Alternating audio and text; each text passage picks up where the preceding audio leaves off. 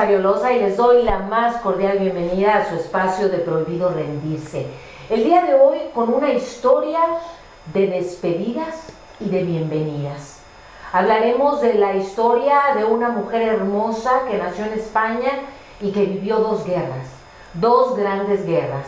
Primero, una guerra entre hermanos, la Guerra Civil Española, esa guerra de Franco, esa guerra que provocó el éxodo en miles de familias. Usted debe conocer esa historia que dolió al mundo de los niños exiliados, de todos esos niños y niñas que fueron separados de sus familias, que tuvieron que dejar su casa, sus amores, sus amigos, para ir a países totalmente diferentes y empezar una nueva historia. Quédense con nosotros porque hoy hablaremos de este libro que tiene muchísimo que enseñarnos. ¿Por qué me tuve que ir? Vivencias de una niña en dos guerras. Platicaremos con Beita Pagasa y Jesús de Fariña. Volvemos. 40 años de compartir lo mejor de México, su sabor. El Jardín Restaurante, sirviendo al más exigente paladar en Houston, Texas. El Jardín Restaurante, con sabor a México. Bien, pues es momento de presentar a nuestros invitados de lujo esta mañana en Prohibido Rendirse. Gracias a Jesús de Fariña por su compañía el día de hoy. Qué amable por aceptar la invitación. Muchas gracias. Siento un placer enorme por estar aquí contigo. Cineasta español, un hombre que tiene esa visión y esa búsqueda de lo que las nuevas generaciones tendrán que aprender de la historia española a través de este libro. Gracias, Jesús, por estar aquí. Bueno. Y debo decirle que me siento sumamente feliz de tener a una mujer bella por dentro y por fuera. Gracias. Una mujer que ama España y que además ha tenido la experiencia de dos guerras terribles. Primero una guerra entre hermanos, que es la Guerra Civil, y luego la Segunda Guerra Mundial. Beita Pagasa, un enorme honor para nosotros tenerla en este programa. Muchas gracias, igualmente. Con todo cariño recibo yo este reconocimiento, porque para mí yo pienso que ha habido muchísimas familias como nosotros que han pasado muchísimo más. Pero nosotros a veces tenemos que decir, no a veces, hay que decir la verdad. Claro. Y yo estoy aquí para contar por qué me tuve que ir. Yo me tuve que ir por una triste guerra. Y yo digo triste guerra porque ninguna guerra debería de existir. Así es. Las guerras no traen más que violencia, mucho dolor y odio.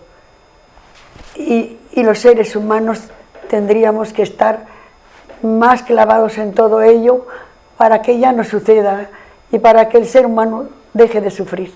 Beita, este libro se convierte en un gran tesoro porque nos muestra la guerra desde los ojos de una niña, de esa Beita pequeña que tuvo que dejar su hogar, su casa, sus amigos. ¿Cómo es, Jesús, que se da en este encuentro entre ustedes para que hoy podamos tener en nuestras manos este libro? Pues mira, la historia empezó, como ocurren siempre las historias, de una forma circunstancial y ajena a la voluntad propia de nosotros. Yo tuve que venir a Houston por otros motivos profesionales y artísticos. Me hablaron de ella, la conocí su casa, me encontré un manuscrito, escrito en primera persona evidentemente, donde la voz lo había escrito una mujer adulta, pero la voz era la voz de una niña. Era un manuscrito con un contexto muy sencillo, pero muy tierno, y con cierta calidad sentimental. Y ahí decidimos, entre los dos, que podíamos novelarlo y podíamos hacer de ese recuerdo propio una memoria colectiva, que es de lo que se trata el libro. El libro se trata de que, en cierta forma, las generaciones que vienen conozcan una realidad global, porque la verdad es personal e intransferible, pero la realidad es global, y es lo que ha dicho Beita de las guerras.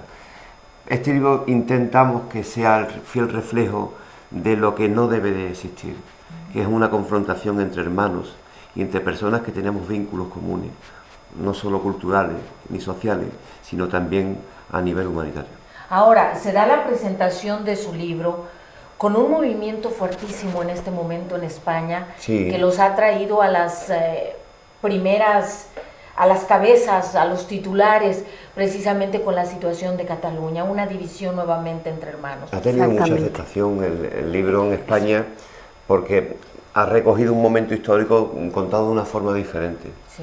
de una forma súper sencilla, y yo humildemente, porque el libro lo ha escrito ella, o sea, Sí. yo soy un simple colaborador, en cierta forma, que le da sentido a alguna que otra cosa y que intenta de englobar esa historia en un espacio-tiempo, de que todo lo que la lea no piense que es una historia imaginada por ella, sino que ocurrió de verdad.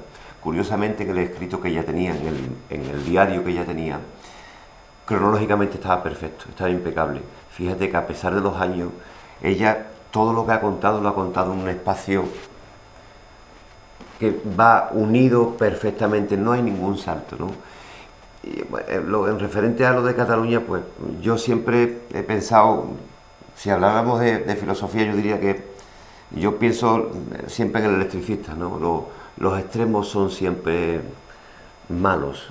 Tú hablas con un electricista y te dice que los cables hay que agarrarlos por el centro, que en el momento que tocas un extremo te da corriente, es peligroso, los extremos son siempre peligrosos, independientemente si tiras hacia la derecha o hacia la izquierda. Yo creo que lo ideal sería estar en el centro, y hay veces que se acerca uno a la derecha y hay veces que se acerca uno a la izquierda sin tocar los extremos. Es correcto. Beita, tú lo viviste siendo niña y lo vives ahora siendo esta mujer hermosa en la que te has convertido. Gracias.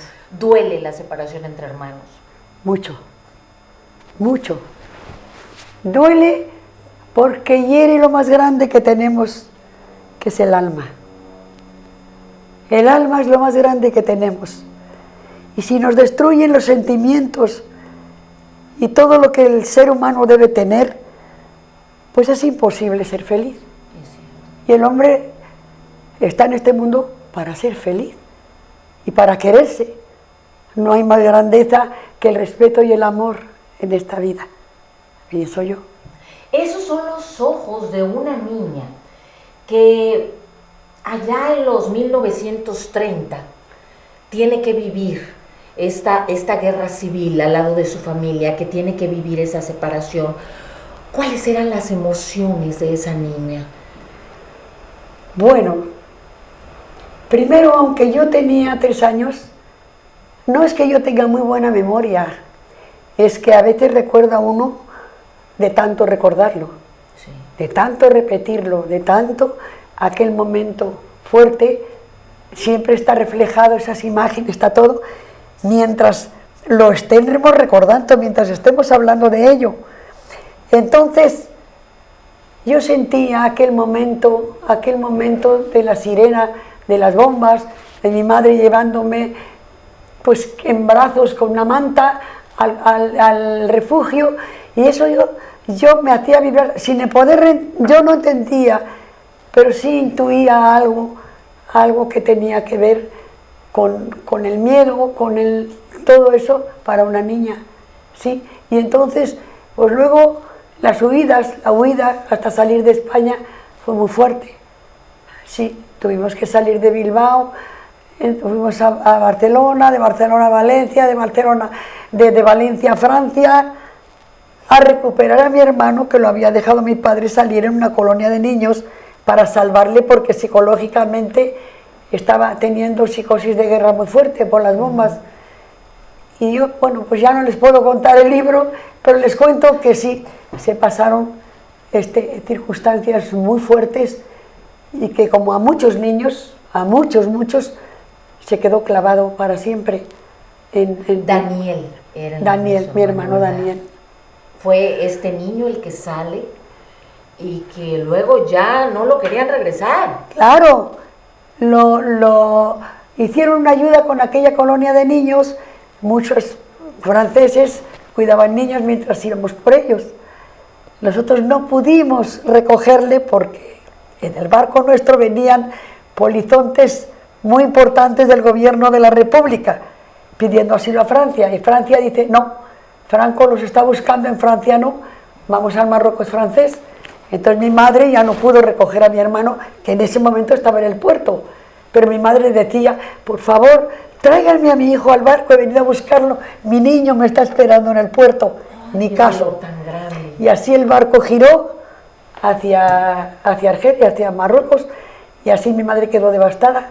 Y ahí empieza el calvario de mis padres, porque cuando mi padre logra saber dónde habíamos quedado y llega a reunirse con nosotros al campo de concentración, pues empieza a reclamar a Daniel. El matrimonio, al ver que mi hermano podían quedarse con él porque ya éramos refugiados y no teníamos fuerza para poder obligarles, pues mandó papá a la policía. Ellos dijeron que se iban con él, no obedecieron a la policía, desaparecieron. Llegó la Segunda Guerra Mundial, 5 años a esperar para poderle buscar en Francia de nuevo. ¿Cuánto dolor? Pasaron 10 años para poder recuperar a mi hermano. ¿Cuánto dolor y cuántas ausencias trajo esta guerra, Jesús? Sí, desgraciadamente las guerras son así. Y una cosa de la que estamos muy orgullosos es que estamos tratando una guerra desde el prisma de un niño.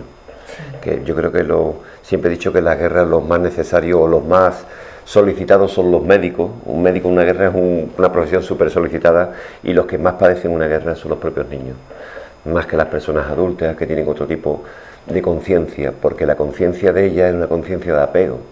Ella no había perdido realmente, todo lo que había perdido no era físico, era su barrio, sus amigas, su colegio, su familia. Entonces es un prisma sentimental muy fuerte, que queda marcado a lo largo y ancho de toda su vida y de la vida de cualquier refugiado político. Hay que tener en cuenta que su papá pertenecía al bando de los vencidos, que son los que más sufren, claro. Es cierto. Hablamos de una historia que tiene mucho que enseñarnos en la actualidad, en cualquier rincón del planeta. ¿Por qué me tuve que ir? Vivencias de una niña en 2 guerras. ¿Puede usted imaginar el dolor de una madre tratando de salvar a sus hijos de la guerra, del bombardeo, y luego encontrarse con que no hay manera de recuperarlo? Me voy a una pausa y regresamos con estas vivencias, con estas emociones que nos trae un libro que vale la pena leer. Volvemos. ¿Qué se te antoja comer hoy?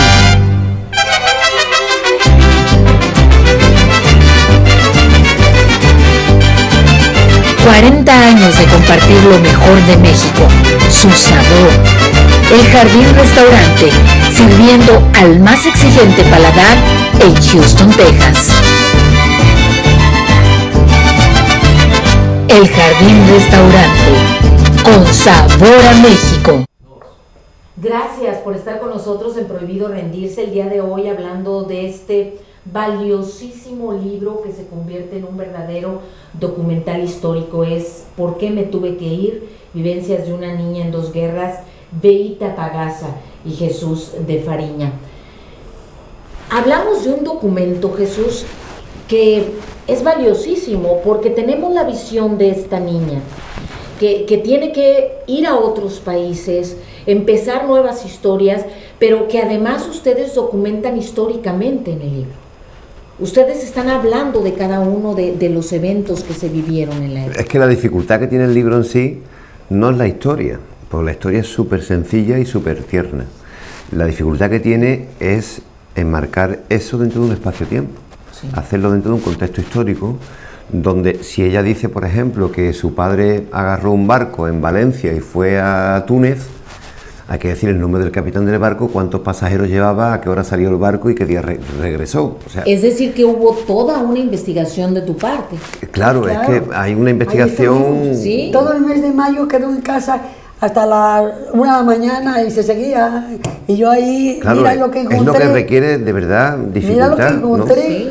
Porque decía, es el primer libro que se escribe sobre ese campo de concentración, donde hubo muchos judíos, muchos gitanos y muchas personas republicanas, de izquierda, entre comillas, lo de izquierda, porque el ser republicano no es ser de izquierda, en Europa. Sí.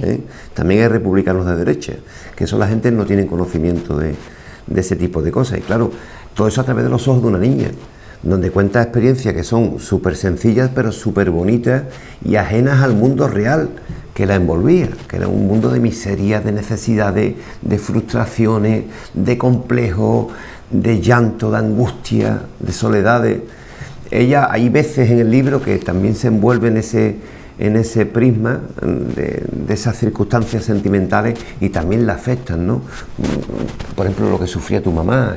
Sí, no, yo era la que consolaba a mi madre. Siendo tan pequeña. Y decía yo, mamá, con 4, 5, 6 años, mamá, lo vamos a encontrar, mi hermanito va a llegar, verás que va a llegar. Todo el tiempo, y cuando lloraba mamá, pues yo la tenía que consolar porque así me sentía que la tenía, porque me daba mucha pena ver llorar a mi madre y a mi padre. ¿Y quién consolaba a la niña Beita?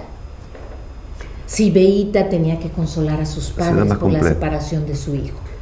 Porque para mí lo más grande en toda mi tierna infancia es poder ver en algunos momentos a mi madre sonreír y a mi padre. Que era lo que yo quería. Y no me preocupaba yo, ni pensaba nunca, claro, a esa edad de que estaba yo sufriendo. Simplemente mi deseo era ver a mamá tranquila y de repente que sonriese. Y eso es lo que yo, la grandeza más para mí, lo más grande, el premio era ese.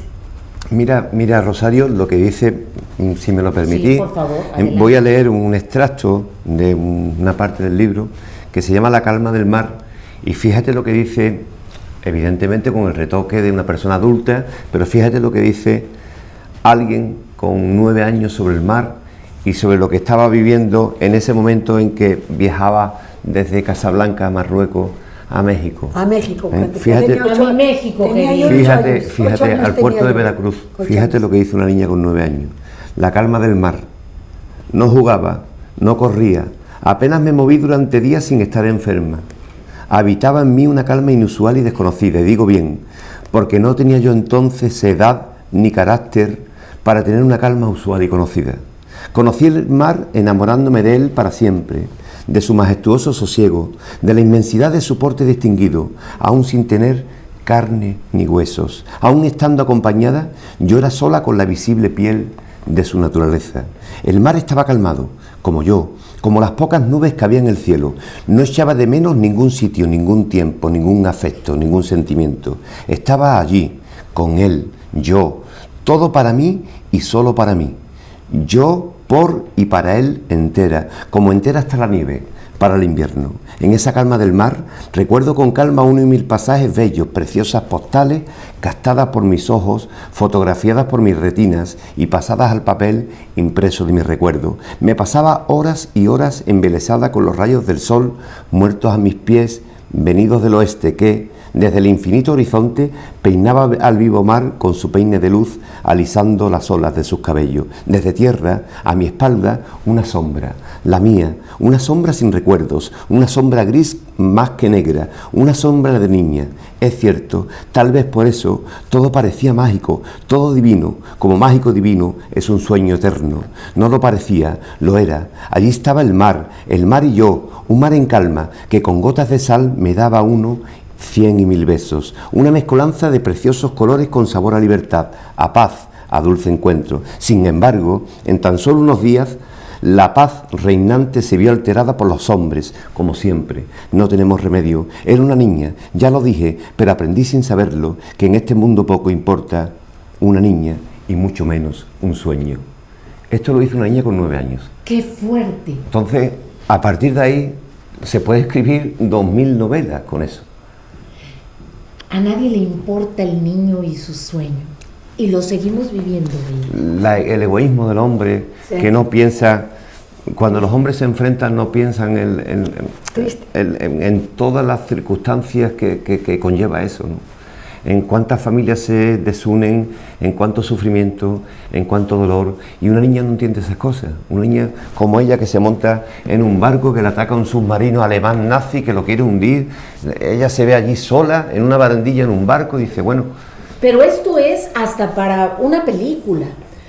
Hace unos momentos me platicaba Beita de ese momento en el que el barco iba hacia México. Sí. Iba hacia México y la sigue un submarino. Sí. Bueno, alemán. No lo bombardearon porque el barco tenía bandera portuguesa.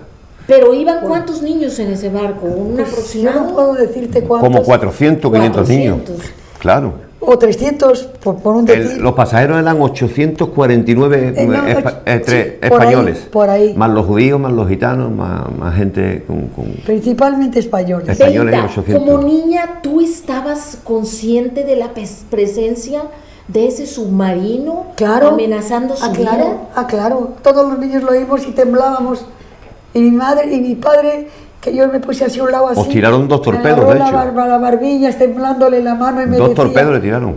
Me decía, hija, no te preocupes, mira, si el barco se va para abajo, se hunde, mira todos los que estamos aquí con el salvavidas, vamos a ir todos nadando hacia la orilla. Y yo sabía que no era cierto, y yo me daba un sentimiento muy grande de saber que mi padre estaba preocupado porque yo me daba cuenta. A ella le daba mucho miedo las botas de los militares nazis, tan relucientes y tan negras, con el brillo ese del Carol, el brillo ese de las botas impecables nazis que eran... No, pasaban, les habíamos hecho una valla para que pasaran, cada vez que subía el submarino, había que dejarles pasar por aquí así, y pisaban en tal forma que sentíamos que querían aplastarnos, si pudiesen pasar las botas por encima de nosotros, eso sentía yo. En Casablanca también y te yo pasó. empecé a tener una cosa terrible con las botas esas, porque ya cada vez que oía esas botas, ¡pum, pum!, yo decía, pues si pasan por encima, nos matan, así.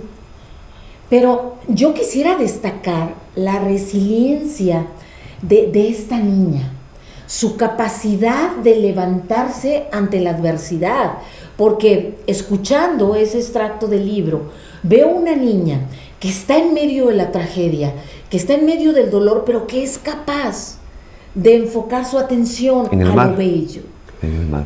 a la esperanza. Ella tiene alma de Yo artista. tuve una ayuda de hecho. muy grande. De hecho es escultora y es Sí, una Y yo artista. pienso muchas cosas que luego me han pasado y que he podido controlar, porque mi padre era una persona extraordinaria, serena, increíble, una persona que sabía controlar perfectamente y me decía, siempre decía, todo se arreglará, no va a pasar nada. Esto pasaba y decía, hija, todo se arreglará.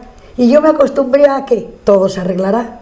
Y me acostumbraba a como me decía papá, a ver, respira, hija. Respira tranquila, mi vida, no pasa nada, ¿verdad? Y yo decía, sí, papá. Me daba un beso y me decía, tranquila. Con cualquier cosa tremenda que pasase, papá me decía, tranquila, no pasa nada. ¿Cómo se llamaba tu padre? Matías, ¿Y tu madre? Beatriz, como yo. Beatriz, lleva su nombre. Cuenta, Beita, cuando llegaste a México, cómo fue el recibimiento, que fue algo increíble.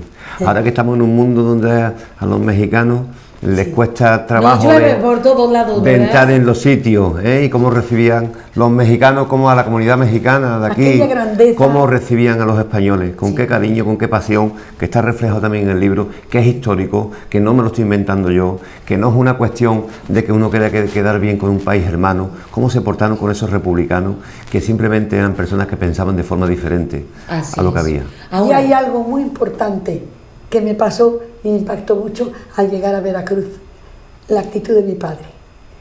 Mi padre me llamó, yo tenía pues eso, unos 8 años y medio tenía, y me llama papá y me dice, ven hija aquí, ven aquí. Y se inclinó y me dice, mira, ¿ves? Estamos en este país que se llama México y aquí este país nos ha salvado la vida. A todos los que estamos aquí, a mamá, a ti y a mí. Y entonces este país lo tienes que querer porque desde este momento tu país es tu segunda patria. Y me lo dijo con una emoción tan grande, temblándole la voz. Y eso me quedó a mí para siempre. Por encima de los defectos que tengan los españoles o los mexicanos, toda mi vida he pensado en que yo estoy en este mundo por México y por toda la gratitud que le tengo que tener y por todo lo que, como dice Jesús. Cuenta cómo te recibieron, a ti y a todos los españoles, que es algo que la gente debe de enterarse, Pues, de cómo estuvo ese país. llegan al puerto de Veracruz. ¿Y qué Sí, pasó? no sabían ni qué hacer con nosotros. Salían con unos canastos de esos que llevaban quisquillas, camaroncitos pequeños, y nos ofrecían, y sí, tome, pruebe. Y nos daban esto, nos daba todo. ¿Y tú qué sentías que está reflejado en el libro? Decía, ¿cómo es posible que un país regale la comida, no? Porque Sí, ella había pasado exactamente. muchísima necesidad. Sentíamos Imagínate. una cosa de una emoción, porque pues no traíamos dinero, Pero ellos nos decían, no, Es gratis. coman, gratis, todo. Beban, Para- coman, siéntese. Increíble. Yo no sé ustedes, pero yo tengo el nudo en la garganta. Sí, te emociona la historia, claro que sí. Me emociona porque México y España tienen una historia compartida. Sí, y reciente. México y España tienen una historia de Y dolor, reciente, de destrucción, de amor. Fueron 400.000 personas las que recibió México sin decirle a nadie que no. Sin decirle a nadie que no. Así México no preguntaba de dónde vienes ni qué has hecho. Te recibían con los brazos abiertos. Sí. Porque eran, es que hay que tener en cuenta que eran personas que pensaban de forma diferente. O sea que su padre no tiene delitos de sangre ni participó en la guerra. Su padre era un hombre muy importante, muy inteligente. Era un hombre que luchó por la reforma laboral en una región de España, perteneciendo a un consejo de administración de una gran empresa, de unas fábricas importantes. Y su padre luchó por las 40 horas semanales, por un trabajo digno, con un honorario digno. No era era un hombre que estaba muy relacionado a nivel político con dirigentes muy importantes, pero que no era un hombre comprometido con ningún régimen en particular. Era un defensor de un gobierno legítimo que estaba en España y que ese gobierno se usurpó por un golpe de estado de unos militares. Nada más, nada más. Y México recibía ese tipo de personas sin ningún tipo de... Incluso había una dotación económica para todos los padres de familias refugiados que llevan a México, que eran en aquella época 50 pesos, que su padre, hombre de familia, ocupó en comprar unos muebles, unas sillas, unas mesas, ese dinero que le daban el gobierno mexicano de Lázaro Carmona. En la Lagunilla. En la México. Lagunilla, Entonces, en el mercado de la Claro, Lagunilla. por supuesto. Pues todos íbamos a la Lagunilla, porque una mesa mona, de pino, con sus 4 sillitas y todo Correcto. así. En eso empleó el dinero el padre, ¿eh? Porque todos los refugiados españoles que iban al DF, todos se quedaban en el centro del DF, todo, en las calles del centro del DF de aquella época. ¿Saben qué me dice su historia? ¿Saben de qué me habla todo esto que ustedes relatan en este maravilloso libro? De una historia de amor y perdón. De una historia que va más allá de los intereses políticos Correcto. egoístas Y de solidaridad, o mucha. de diferencias de religión, Correcto. políticas, Correcto. clasistas. Estamos hablando de familias. De humanidad, de Totalmente. humanidad, de sentimientos que, lo que te he dicho antes, cuando los pueblos, yo creo que los pueblos desgraciadamente nos unimos en las miserias, en las tragedias. Las personas nos relacionamos y nos unimos y tenemos una comunión de espíritu cuando hay necesidades, cuando hay opulencia, cuando hay de todo, ya nos complicamos la vida. Por eso es importante rescatar la historia. Sí. Y por eso es importante, Beita, que te hayas dado el tiempo de contarla, que se hubiera realizado esta unión para que las nuevas generaciones no cometan los mismos Correcto, errores. correcto. Nos estamos convirtiendo en una comunidad global en la que lo que nos importa es el bienestar del ser humano. Mira, perdón que te Que de eso interrumpa, se ¿no? trata el libro, de eso. Mira, esto fue muy fuerte. Estando en Casablanca, y como habían llegado otros refugiados de Marsella y de otras partes, queríamos identificarnos. Y dice, ¿tú de dónde vienes? Pues yo soy de tal, no me digas. En ese momento la unión no era ninguna política ni nada, era nada más, ni nada menos que salvar la vida. Lo más grande. Nos abrazábamos diciendo, México nos ha salvado la vida. México nos ha salvado la vida, era todo lo que decíamos, llorando y abrazándonos todos en Casablanca. Y nada más. México, Gilberto Bosques, Lázaro Cárdenas, nada más se oía eso. Nada. A través de la radio, además. A través de la radio os enteraste, Sí, que era sí. un artículo de lujo en aquella Sí, época. nosotros Sí. ya lo sabíamos, porque en el campo de concentración primero había abrazos y llantos y todo, porque decían, íbamos, aunque habíamos salido a los 6 meses del campo de concentración, por cosa que mi padre hizo algo muy bueno para la ciudad, por el alcalde, aparte de eso, es que solíamos ir nosotros al campo, de todas formas, y yo veía, ya con mis 7, 8 añitos, yo veía que se abrazaban Matías, a veces venían siempre fines de semana a comer a casa, para que comieran diferente de lo que comían en el campo. Y entonces se abrazaban y decían, ¿qué va a ser de nuestras familias? Cuando sentían que venían los hermanos, Matías, ¿qué será de nosotros? ¿Qué será de nuestras familias cuando lleguen llorando, abrazándose? Y de repente cambia la emoción totalmente. De ese dolor, de ese llanto, llega la esperanza. de ese tan tremendo, tan fuerte, viene una noticia, viene un milagro. Gilberto Bosques, por el cónsul general de México en Francia y por el presidente Lázaro Cárdenas, nos da las visas para salvarnos. ¿Cómo? El único ya país, eran abrazos. el único país del mundo sí. que acoge a los españoles exiliados de la República. El único país. Después se apuntaron más países, pero primero fue México. Estando en el conflicto y con un ejército nazi que estaba ganando la Segunda Guerra Mundial. Es que esa declaración se hace en octubre del 42, que los nazis estaban arrasando. O sea que había que tener mucho valor. Yo trato... Dicen que la empatía es ponerse en los zapatos de las otras personas y escuchar. ¿Tú por qué crees que, y disculpa que te interrumpa, por qué te crees que en España queremos tanto a México? Porque es una historia reciente. Es reciente, claro que sí. Yo no puedo ponerme en tus zapatos, Beita. No tendría la capacidad de imaginar esa capacidad de reinventarse todos los días, porque estuvieron como refugiados. Claro. En diferentes lugares, y tenían que hacer de cada lugar su nueva casa. Claro. Para sobrevivir. Claro, porque lo más interesante en este mundo es sobrevivir para poderte de nuevo levantar. Eso es. Sobrevivir, estar consciente, eso es lo que te ayuda, y a dar gracias a Dios de que estamos aquí y volverte a levantar. Al leer su libro, eso es lo que uno puede percibir. De cada uno de esos espacios físicos a los que llegó Beita con su familia, había una palabra hermosa, un buen decir de ese lugar que los acogía. Sí. Ella siempre se ha mimetizado muy bien con... Aprendió el árabe, aprendió el francés correctamente, que todavía lo habla. ¿Árabe? Sí. ¿Cuántos idiomas? Bueno, el arameo también hablaba. No, es que pasa que cuando mi padre aceptó con gusto ayudar a la ciudad, había habido unos temblores terribles, que se había abierto la tierra, se habían perdido registros de agua. Mi padre ¿A que no te acuerdas cómo se llamaba la ciudad, Argelina? ¿Que no te acuerdas cómo se llamaba la ciudad donde tu padre hizo todos los suministros de alcantarillados y de desagües? Pues era cerca de Orleansville. Correcto, Orleansville.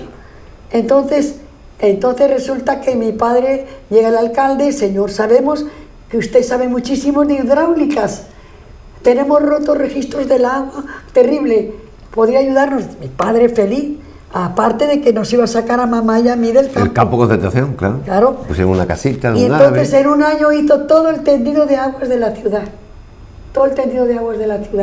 ¿te imaginas? Así es que el alcalde le tomó mucho aprecio, me tomó a mi aprecio, mucho aprecio, porque tenía una niña de mi misma edad. Sí. Y entonces dice: no, yo me encargo de que Beita va a estar con mi hija en la escuela. ¿Te acuerdas del nombre? ¿Te acuerdas del nombre de la niña? De la niña no. De la niña Denise. Correcto. ¿Y del árabe? ¿Que era tu amiga? De la niña del árabe era Hachicha. Sí. Correcto. Entonces resulta que mis padres trabajaban los dos. Llegaban a casa como a las 8. Yo salía, los niños siempre iban a la escuela andando, estábamos a nada, 3 calles, nada. Entonces yo llegaba a las 2:30 o así, a las 3. ¿Dónde me iba? Al palacio, porque era un palacio del señor Fetaj, el que nos rentaba en la casa pequeña.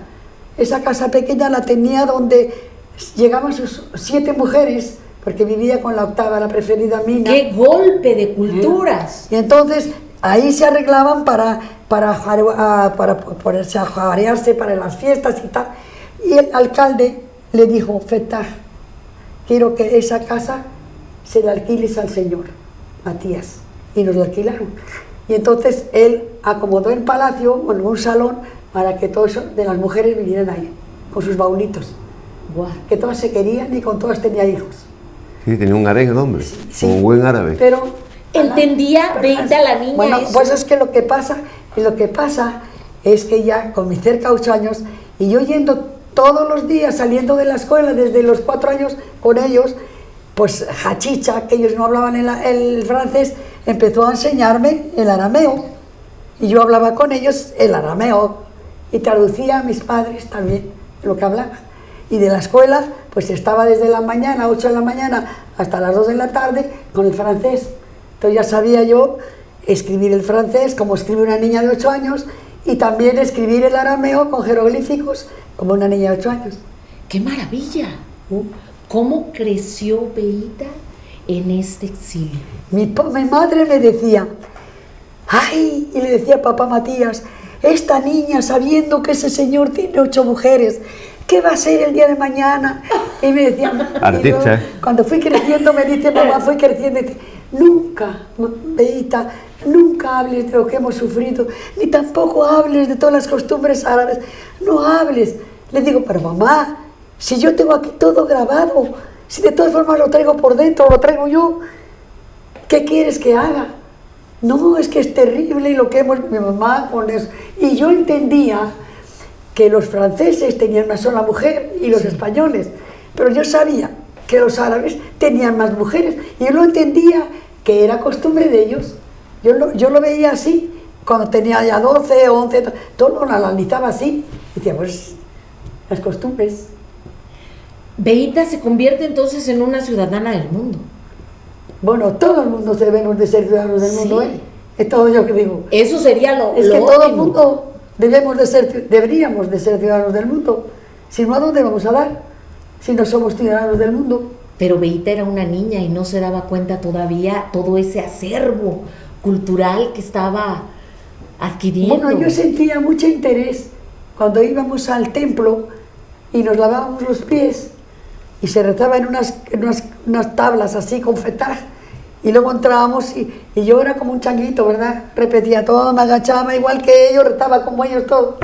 Y mis padres me confiaban con ellos en todas sus cosas, todas sus costumbres.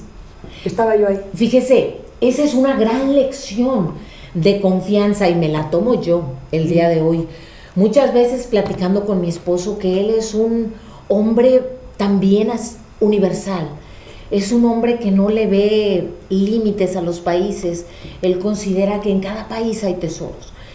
Entonces, qué regalo tan maravilloso le estás haciendo al mundo con este libro, porque les estás demostrando una vez más que cuando nos olvidamos de las fronteras, de las políticas, de las religiones, somos capaces de hermanarnos, Claro. aunque pensemos distinto. Correcto, y fíjate que ella nunca ha cortado el cordón umbilical con su tierra natal, siempre ha tenido presente, que es algo, o sea, la nacencia de cualquier persona, uno es de donde nace, Claro. el que vive en muchos sitios, pero ella nunca ha olvidado eso, siempre ha estado muy presente, no solo en el libro, sino en su vida personal, que yo creo que el libro es un reflejo de lo que ha vivido, de la educación que ha tenido, de los principios que ha adquirido, y ella nunca ha perdido ese cordón umbilical adaptado a los sitios donde ha estado y a los que ha amado también, ¿no? Y a este país, a Estados Unidos, que tenemos muchísimo que agradecer. Nunca podremos dejar de agradecer todo lo que los países nos han dado. Y últimamente aquí, que nos han permitido defendernos, salir adelante.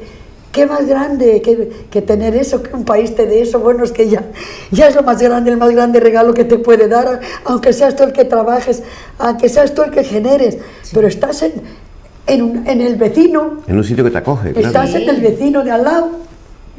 Es increíble, ¿no? Estar así, ¿cómo no le vas a agradecer? Y a México, pues, excuso decirte. Ay, yo me No te siento, puedo decir más. yo siento mi corazón ardiendo. Nunca me había tocado hablar con un español, una española de México. Es la primera vez Jo. y me llena el alma. Y me llena el alma saber que aún la tragedia puede producir flores bellas como tú, Beita. Te convertiste en una artista, en una escultora reconocida, y debo decirlo, poeta, porque tu narración es deliciosa, tu narración florece en sí misma. Lo que yo hablaba contigo. Sí, Se iba poniendo. yo lo único que he hecho ha sido traducir en Lo que yo palabras hablaba con él. lo que ella me Yo hablaba, iba diciendo, él en cierta iba forma preguntando, ya. adorna uno Y mira, un poco y mira algo que me he aquello, ¿no? atrevido a sacar. Qué maravilla. Mira nada más. La Virgen. La Virgen No me la de quito ni para bañar ni para dormir. Esto se llama hermandad. Esto se llama no fronteras. Esto se llama yo comparto contigo lo que soy y tú compartes conmigo lo que eres. La Virgen también. Así es, qué maravilla. De verdad que es un regalo que me ha dado mi esposo esta mañana, de tener esta posibilidad de escucharlo de viva voz de ustedes, de compartirlo con nuestro auditorio, porque lo has dicho muy bien cuando iniciábamos Prohibido Rendirse esta mañana. Los mexicanos vivimos situaciones difíciles. Correcto. Muchísimos de nuestros hermanos cruzan a los Estados Unidos sin documentos. Muchos pierden la vida en el camino. Los que alcanzan a pasar viven escondidos, tratando de ganarse la vida, de llevar el pan para su familia, de darles educación. Triste. Y el poder decirles a ellos un poquito de tu historia, seguramente les va a dar esa fortaleza para de lo malo sacar lo bueno, mejor, lo grande. Que fíjate la diferencia, Rosario, entre pasar una frontera ilegal, entre comillas, y tenerte que buscar la vida para empezar de nuevo. La diferencia que es a que te llamen y te digan pasa, no te preocupes de dónde vengas, no te preocupes cómo pienses, que aquí tienes un sitio y tienes un dinero para empezar. Fíjate la diferencia. Totalmente. Y esas cosas hay que tenerlas presentes, que se entere la gente de cómo actuó ese gobierno, de un hombre también, un hombre de Estado como fue Lázaro Cármona, que fue un hombre con un prisma del futuro, entre comillas, maravilloso. Fue un visionario. Un visionario. Hizo cosas importantísimas. Y déjenme decirlo, tú nos estás llevando ahí, Jesús, muy sabiamente, en el sentido, hace no sé cuánto tiempo, Martín, pero realizó un reportaje para Telemundo de una gran cantidad de niños que llegaron a la frontera de los Estados Unidos huyendo de Honduras, de Centroamérica, por los embates del narcotráfico. Correcto. De cómo estaban siendo diezmadas las familias y los padres, como aquellos padres españoles tuyos, tomaban la decisión de decir, me separo de mi hijo, salvo, pero que viva. Te doy un dato significativo. Ay, se me pone la piel. Fueron casi 400.000 exiliados políticos a México, españoles. ¿Sabes cuántos regresaron a España teniendo la oportunidad de hacerlo? ¿Cuántos? El 3%. Caray. El otro 97% se quedó en México. Eso es un resumen. Es que uno se queda también donde lo ama. Eso es un resumen, que también hay que decirlo, que no es solo que México acogió 3 años la gente y luego... No, que se quedaron. Ahora, cuéntenme, ¿dónde podemos conseguir el libro? ¿Cuándo se presenta? Compartan. Se ha presentado, mira, en España se ha presentado en las ciudades de Madrid, de Huelva, que es una ciudad muy afín con Houston, porque de allí en 1492, un 3 de agosto, partieron las carabelas con Colón y tal, y Houston pues, ha trascendido a la historia universal por ser el primer hombre que mandamos a la luna y tal, ¿no? Entonces se ha presentado en Huelva, que es un sitio iberoamericano total, donde tiene una universidad la más importante que hay en Europa, iberoamericana. Hay muchísimos estudiantes, no solo mexicanos, sino centroamericanos y sudamericanos. Se ha presentado en Huelva, se ha presentado en Madrid y se ha presentado en Sevilla. Nos quedan Bilbao, Santurce y Barcelona. Y luego de México nos queda Guadalajara. México también. Lo y nos presentan queda en Guadalajara, en DF, en DF. en el Ateneo también lo presentamos. Lo vamos a presentar. Lo vamos a presentar. Y en Houston, o sea que las presentaciones van muy bien. El libro sale a la venta oficial en todos los comercios de España el 1 de diciembre. Okay. Se va a poner una plataforma vía internet a través de Amazon, por ejemplo, y de varios portales para que las personas de otros sitios simplemente la puedan comunidad comprarlo. Latinoamericana en los Estados Unidos. Correcto. ¿Va a entrar a Amazon? Sí, va a entrar a Amazon. Ah, bueno. Ahí es lo que quieren aquí. Va a entrar a Amazon. Que entre en Amazon. Ya está el contrato Es la y a mejor partir del manera. 1 de diciembre, porque una cosa es la presentación de la obra de forma global y otra cosa es la venta. Ya se está vendiendo, no obstante, en las propias presentaciones y a través de internet, a través de varias páginas web independientes, pero a través de una venta oficial, Por ejemplo, en los Corte Inglés de España, que son una cadena de más de 90 malls enormes. Y los VIPs. En los VIPs, Sí. que es otra cadena también muy También importante en ahí se va a España, distribuir. y en unas Algo 70 muy librerías oficiales también se va a vender a partir del 1 de diciembre. Estamos intentando también de poner en California la venta de este libro, porque hay aquí un mercado potencial Importante. importante, porque ¿En qué ciudades en Estados Unidos la comunidad española ha echado raíces con mayor fuerza? yo creo que en todas. ¿Sí? Yo creo que en todas. Lo que pasa que sí, hay una cosa que es verdad, que todo lo que sea cercano a México tiene más importancia.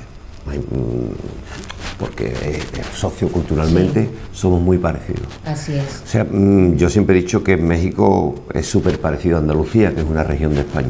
Me encantaría Y conocer. tenemos esa unión de hermandad, y desde Madrid hacia abajo, hacia el sur de España, ¿no? Nosotros nos identificamos mucho más con un americano, iberoamericano, latinoamericano, como lo quieras llamar, que con un francés. Yo me identifico más contigo que con un inglés o con un alemán. Yo no tengo nada que ver con un alemán, ni a nivel religioso, ni a nivel cultural, ni a nivel gastronómico, ni nada.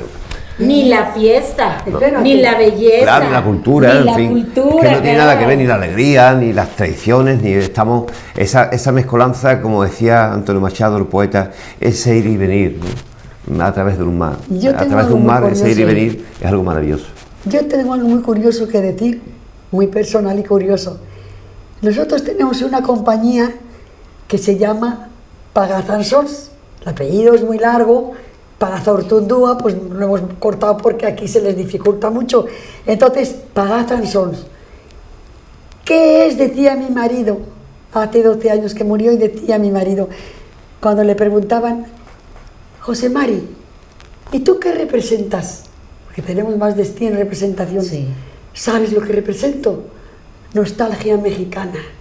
¡Ay, qué hermoso! Porque soy yo Noche de eso. San Marcos, La Moderna, Verde Valle, todo nostalgia mexicana. Para los grandes mercados, sí, Walmart, todo eso, pero también para el mercado mexicano. Así es, como no. Nostalgia mexicana, Maseca para las tortillas, todo lo Uy, de... ya todo está eso. hambre medio. Sí, es que eso es nostalgia mexicana. Sí. Hasta ahí llega José Mari a decir, con alegría yo represento esa nostalgia mexicana. Mira, solo la oportunidad de tener un idioma común, Sí. que nos podamos entender sin necesidad, es solo a través de cierta forma de ser descendientes de, ¿no? Solo eso es una maravilla. Siempre les digo, sobre todo a los estadounidenses, amigos, les digo, no, tienen que aprender español, porque es el lenguaje más romántico que existe en el mundo. Claro. Es el único que tiene todas las formas de decirle a alguien que lo amas. Claro. Mira, el De idioma acuerdo. castellano, español, es más o menos 4 veces más grande el diccionario que el inglés, Totalmente. más o menos. Nosotros, para una misma significación de un objeto, tenemos 20 variedades diferentes. O sea, para una sola cosa. Incluso en el verbo, cuando utilizamos una pronunciación diferente, tiene un contexto u otro, un significado u otro. Es algo, por eso dicen los asiáticos, los chinos, los japoneses, que el idioma español es el más complejo del mundo. Sí, es. Porque una misma palabra sirve para 20 usos diferentes, ¿no? Es cierto. Eso no ocurre con otros idiomas. Entonces, la riqueza gramatical que tiene el castellano no se debe perder, y nosotros somos defensores en general del idioma. Allí donde quiera seguimos hablando español, allí Qué donde quiera que rico. vivamos. Qué rico. Y qué bueno que aquí en los Estados Unidos también echamos raíces hablando Fíjate, español. vete a Nueva York, ¿y quién habla italiano en Nueva York? No, Cuando Nueva York lo fundó verdaderamente una colonia italiana, ¿no? Sí. Realmente, ¿no? A través de la inmigración de los años, a principios del siglo XX. Pero sin embargo, en California, en Texas, se habla muchísimo español, porque los españoles no hemos dejado nunca de hablar español. Bendito Dios, qué bueno, eso me gusta, porque no hay que perder nuestras raíces. No. Hay algo que yo valoro muchísimo. Cuando la gente es capaz, como lo has hecho tú, Neita, de transformarse, Sobreponerse y luego transformarse, claro. transformarse a la comunidad en la que llega, tener la capacidad de hacerse uno con Integrarse, la comunidad, respetando pero eso, sin ¿no? perder la esa esencia. riqueza que aparte entrega a esa sociedad que le está abriendo las puertas. ¡Qué maravilla! Así es. Ella, incluso en el libro, siendo una niña, ya se le veía esas connotaciones de integración social, porque hay que tener en cuenta que la intelectualidad también es una forma de discriminación social, y Beita no era una niña normal. Fíjate lo que era capaz de pensar con esa edad, ¿no? De analizar. Yo cuando le hablé, le pregunté, por ejemplo, el párrafo que he leído, que es un resumen mínimo, de un extracto mínimo de la novela, de cómo fue el viaje, me habló de eso, del mal, ¿no? Del egoísmo del hombre, por qué hacía que las cosas fueran diferentes a como debieran de ser, ¿no? Cuando ella estaba absorta allí mirando algo que pertenecía a la naturaleza, que no tenía alteración posible por el hombre, ¿no? ¿Cómo es posible que la estuvieran bombardeando desde un submarino, o cuando aquello naturalmente era algo bello? ¿Cuántos niños en la actualidad en algún rincón del planeta están sufriendo lo que Beita sufrió siendo niña? Por supuesto. ¿Cuántos niños y mucho exiliados? Más sufrimiento que el mío, mucho más sufrimiento que el mío.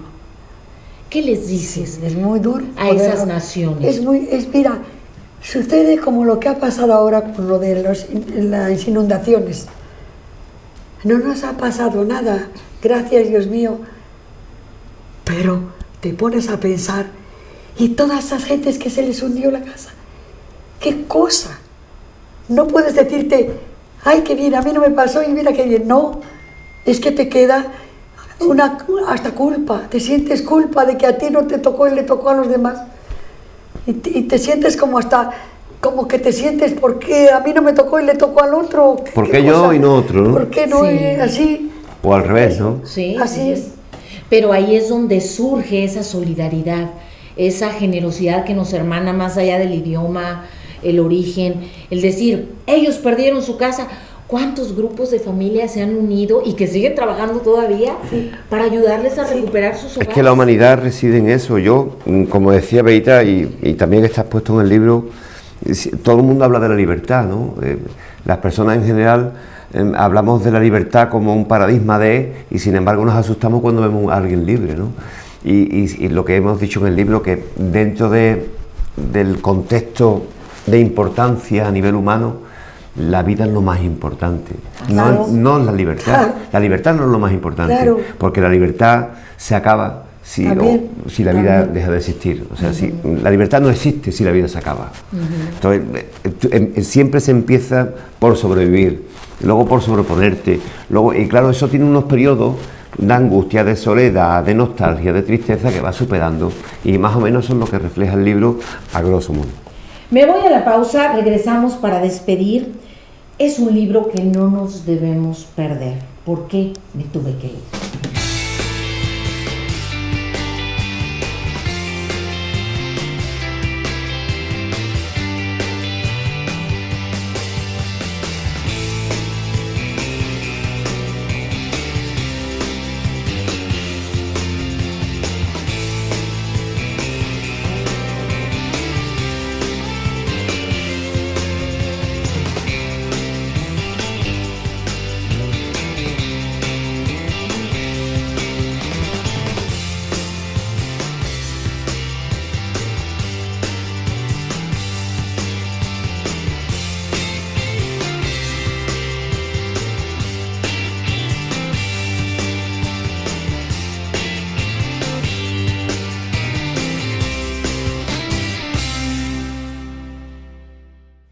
Estamos inmersos en toda la información que nos trae este libro de por qué me tuve que ir.